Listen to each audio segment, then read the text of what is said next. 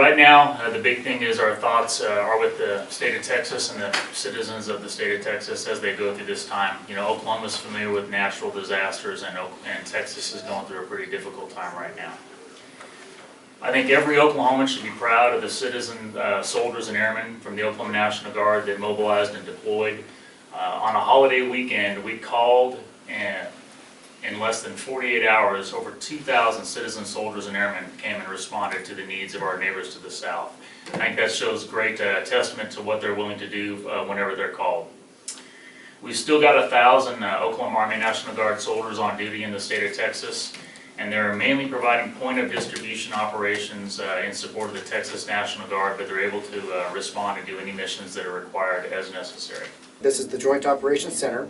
We're staffed here at Joint Force Headquarters. It's a very scalable operation. We have department heads here that are able to bring in their specialties and make our capabilities available to respond primarily for the citizens of Oklahoma, but also answer those needs and agreements for the needs that go beyond state lines. The important story to be told here is that Texas was never alone in this event. They were able to reach out right away. The capabilities that we have here, both the Army and the air side, were stood up, made ready, and on a holiday weekend, in just a number of hours, we were able to mobilize and move 2,000 forces south of the border to make them respond, to bring those specific capabilities for Hurricane Harvey relief.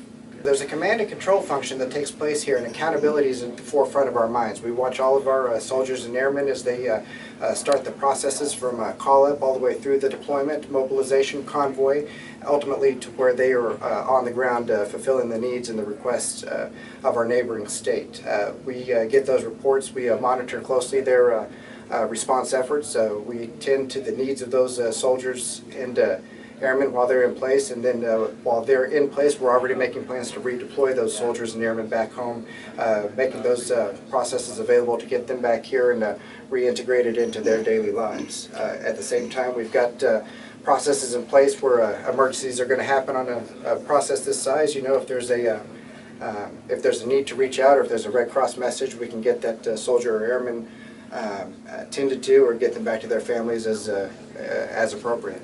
We have an entire department, the J1 we call it, the personnel department, keeps a very, very close track of the number of people that are deployed at any one time. We know exactly where they are, what process they're in, who they're reporting to, what their destination is, and if there's any mishaps that go along the way or any personnel swap outs. So down to the single airman and soldier, we maintain constant accountability of our troops.